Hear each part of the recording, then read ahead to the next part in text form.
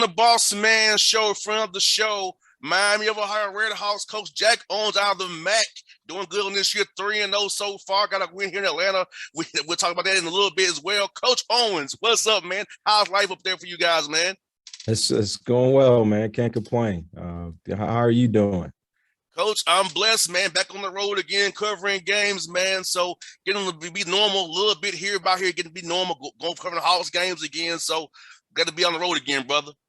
Yeah, no question. It's good to get back to some normalcy, man. But it's great. Always great to see you, man. Same here, Coach. Man, excuse me, man. Let's go to last year. You got 12 wins in a COVID year, a winning record. So I'll get some downtime to reflect on it, Coach. Were you really satisfied that you got 12 wins in the hardest year ever, having shutdowns, canceling games? Still, you're young men. Got a winning record out of last year. Yeah, you know what? I thought it was a huge accomplishment for our program. We bit, that was our fourth year, and to have a winning record, and obviously, having like everyone else in the country to deal with the COVID issues and games being forfeited. And, I believe our last 7 out of 9 games were on the road because of COVID, because of the cancellation, and we were not able to make up 2 home games. So to be able to win our last 4 road games and do the things that we did last year throughout the COVID year, I was just happy with the end result of having a winning season, to be honest with you. No doubt, because you know how it is when you get in certain years, they're looking at record at certain points. So having a winning record has to make you feel good, and having a true spring and summer and fall, because I think young men and coaches kind of realize how much important the spring and summer was after not having it in that COVID year. Absolutely. From a development standpoint, and also from a chemistry standpoint, just have the guys been able to be around each other and work to get better, but building that chemistry is very important. But it was great to have the guys back this summer. And like you said, those times are very important, just to be able to mold your team and to get on the same page. Most definitely, because as you know, Coach, development happens when you're not playing games the most. You can work with your coaches, you can work out in the weight room on your own without that pressure of a game or having to make adjustments every night or so. So I'll talk about that with you and your staff. Let you kind of prioritize with your guys this summer to make sure they come back ready for this year and be good as they are so far. Yeah, you know what? This is the oldest we've been. So we've had guys in the program 3 and 4 years, and guys. We're excited to get back and get to work and try to put ourselves in position to win a championship, but also get to NCAA tournament. So our mindset, myself and the staff was just, first of all, we want to stay healthy because that's the first order of business when, with COVID still lingering, but also just injuries in general. So just wanted the guys to come back, stay healthy, work on the things that we need to work on offense and defensively, and just continue to get better and just continue to mold our team. And also, it was crazy because this fall was the first time I was able to have guys over to the house in a year or so. So it was like, those kind of things that you take for granted, being able to just have the guys over to the house and, be around your family and those kind of things. It was good to be able to do this year. So, just great to have the summer to get the guys back and work on the necessary things that we need to get better at offense and defensively, but just being around the guys and the normal capacity was great for us. And speaking of being older, Coach, that COVID year is going to help you out a lot, too. You keeping some guys around an extra year now, so it'll keep you a year older, having to have so much turnovers, per se. Still kind of recruit your own young men, because this portal thing is crazy. But still, you're a little older, another year extra, and because as you and I both know, being old in this game helps out a lot. Oh man, it's definitely the way to go. Especially when you're trying to recruit, certain guys and to be able to keep your guys is very important. Like you alluded to, the portal, and I was happy with our guys because they elected to stay together instead of having some guys going to the portal. You want what's best for each individual guy, and if someone decides to do that, this day and age, it is what it is. But the end of the day, our guys elected to come back, stay together, and we had 2 fifth-year guys come back, and Precious Eye and Delonte Brown. So those guys are great additions to our team to have around for another year, but to have everyone stay and come back, for the most part, was definitely a compliment in his own right, because this is a good group that we have. Think about the 2 young men you just signed here on the 10th of November for early signing period here. Tell us about those 2 young men coming to your program next year. Yeah, Mitchell is a 6'8", post player. He's kind of unique from the standpoint, his 15 and in, he's very good, skilled, where he's like a Ethan Happ kind of guy. When I was in the Big Ten, scouting him when he was at Wisconsin or preparing to go against Wisconsin, Mitchell remind me a lot of him, where he's extremely athletic, can really pass, can really run the floor.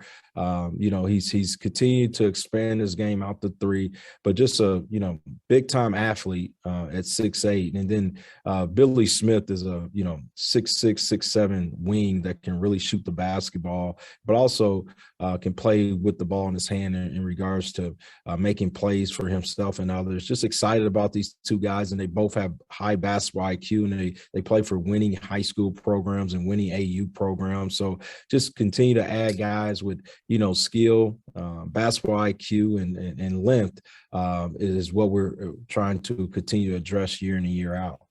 I was happy you signed 2 young men out of high school, but some guys are only going with portal guys. So yeah. I'm happy that you did that, but I do understand the portal is what it is as well. So did you kind of leave a spot or 2 open now to kind of accommodate a portal guy if it's the right fit? Because I know you can't go sign for early signees now, but the portal, then I got to leave a spot or 2 open to kind of, if some possible that works for you, to bring them in there for you. Yeah, no question. We do have a scholarship available, and take the best available in regards to, addressing our need. The luxury of who we have. We have a lot of guys that can return again next year. So, just trying to make the right decision for our program in regards who we need to add. And, not just from a basketball standpoint, we want to make sure it's the right fit off the court as well with our guys. And then, Miami's a great academic institution, and also who can carry their weight in the classroom. So getting the right student athlete is very important to us, for a lot of reasons, but also, if there's a certain need, we will look into the portal to address, because the name of the game, if you can stay old and get old and keep guys together, is a good recipe to have a successful season for sure. And you came down here to Atlanta, coach, and you Georgia Tech, a tough opponent on the road. Josh Patterson does a great job. You all came back on them late, hit a big shot late. So tell me about the game here in Atlanta, and just seeing your guys persevere and come back on a Power 5 school on the road on opening night there.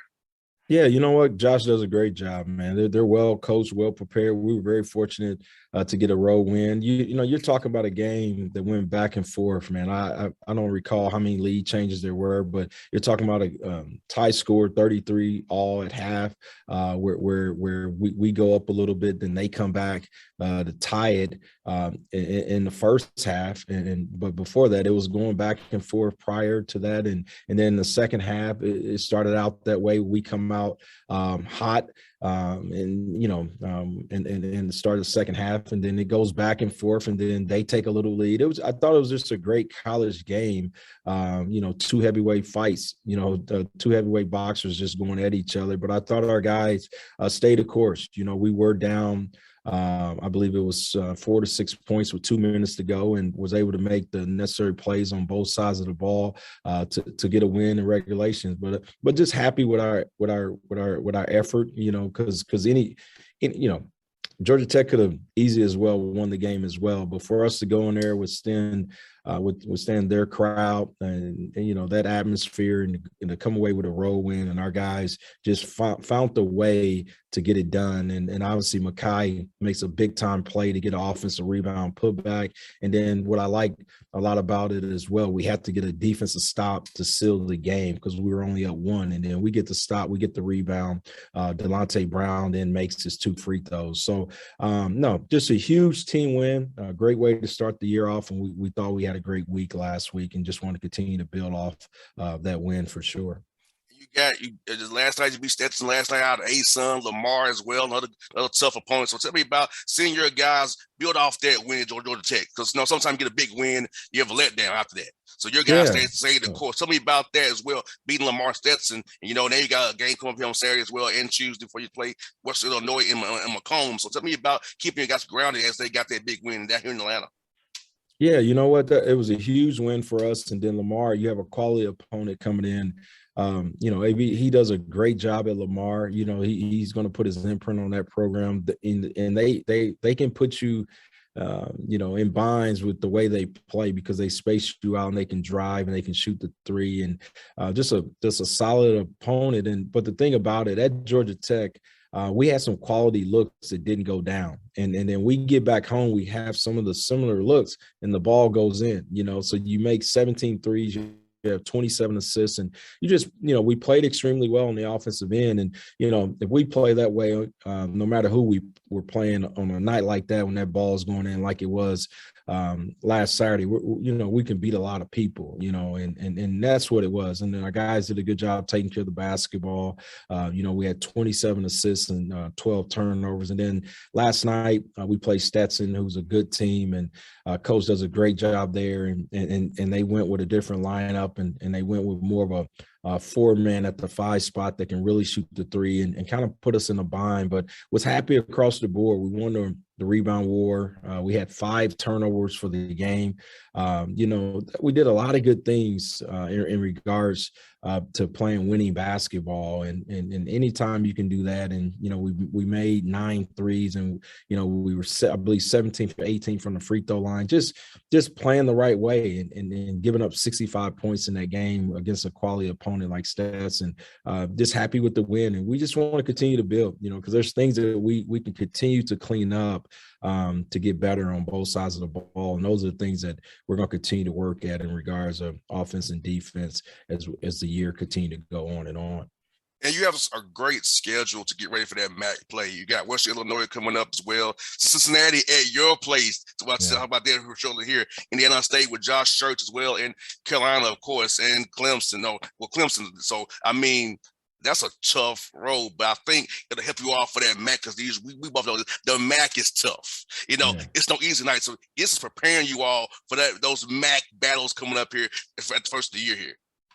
Hey, no question about it. The thing is, our league, for whatever reason, man, I think this is a two-bid league. I'm biased to it because there's really good coaches, really good players, and you know what?